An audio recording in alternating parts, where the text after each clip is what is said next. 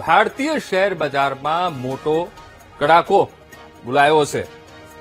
તો જણાવી દઈએ 1700 પોઈન્ટનો કડાકો બોલાયો છે ભારતીય શેર બજારમાં.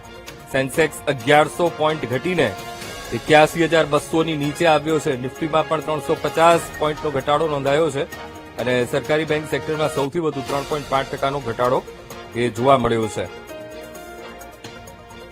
તો જ્યારે બજેટ રજૂ થવાનું હતું એ પહેલા પણ ઉતાર ચઢાવ આપણને શેર બજારમાં જોવા મળી રહ્યો હતો.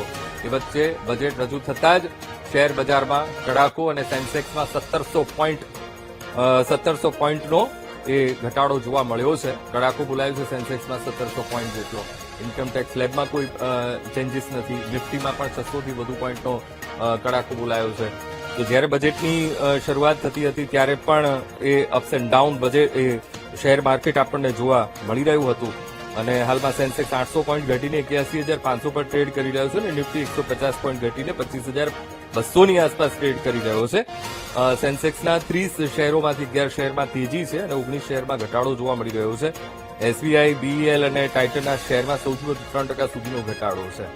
તો આ સેન્સેક્સમાં 2300 પોઈન્ટનો કડાકો અને નિફ્ટીમાં 700 પોઈન્ટનો કડાકો.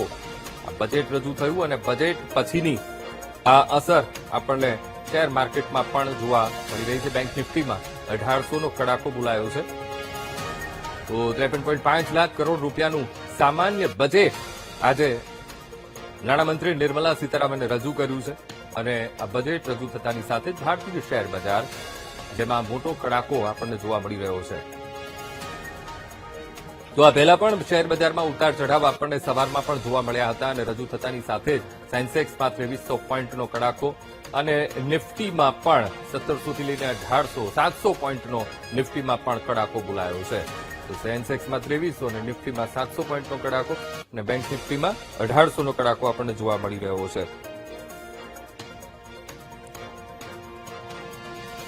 તો એસટીટી 0.02%થી વધારીને 0.05% કરવામાં આવ્યો છે અને નાણામંત્રીએ જાહેરાત કરી કે ફ્યુચર્સ પર સિક્યુરિટીઝ ટ્રાન્ઝેક્શન ટેક્સ એટલે કે એસટીટી 0.02%થી વધારીને 0.05% કરવામાં આવ્યો છે.